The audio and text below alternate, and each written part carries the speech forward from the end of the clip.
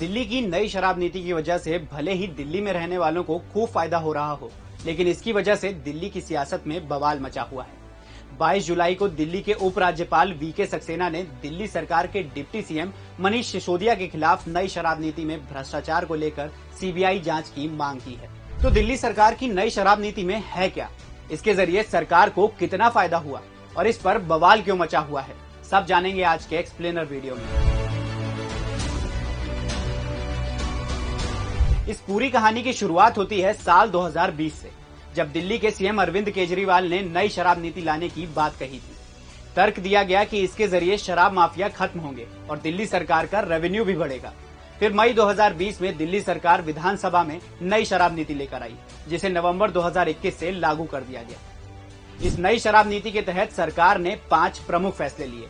पहला फैसला लिया गया कि अब दिल्ली सरकार शराब नहीं बेचेगी।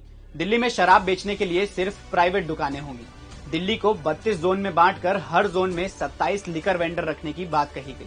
हर वार्ड में 2 से 3 वेंडर को शराब बेचने की अनुमति दी जाएगी।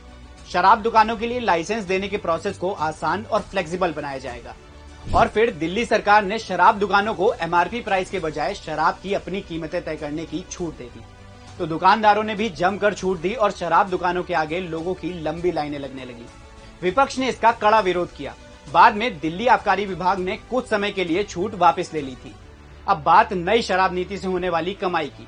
तो दिल्ली सरकार ने 17 नवंबर 2021 को नई शराब नीति लागू की। इस दौरान सरकार ने करीब 850 शराब दुकानों से लाइसेंस के नाम पर करीब 8900 करोड़ रुपए की कमाई की, जो सरकार के तय बेस प्राइस से करीब 27% ज्यादा है। यहाँ एक बात जानना जरूरी है कि दिल्ली सरकार को शराब के जरिए 2 तरह से टैक्स मिलता है, पहला रेवेन्यू से और दूसरा दुकानों के लाइसेंस से। अब बात इस शराब नीति पर मचे बवाल की, तो दिल्ली के जो मुख्य सचिव हैं नरेश कुमार, जिन्हें हाल ही में केंद्रीय गृह मंत्रालय ने अरुणाचल प्रदेश से दिल्ली भेजा है, उन्होंने नई शराब नीति की जांच करके एक रिपोर्ट तैयार की।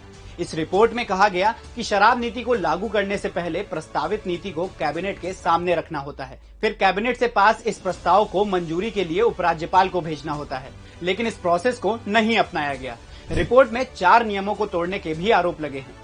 इनमें जीएनसीटीडी अधिनियम 1991, व्यापार नियमों के लेन देन 1993, दिल्ली उत्पाद शुल्क अधिनियम 2009 और दिल्ली उत्पाद शुल्क नियम 2010 शामिल हैं।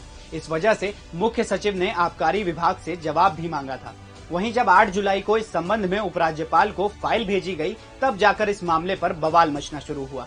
हालांकि दिल्ली के सीएम अरविंद केजरीवाल ने नई एक्साइज ड्यूटी को लेकर डिप्टी सीएम मनीष सिसोदिया पर लग रहे आरोपों को बेबुनियाद बताया है।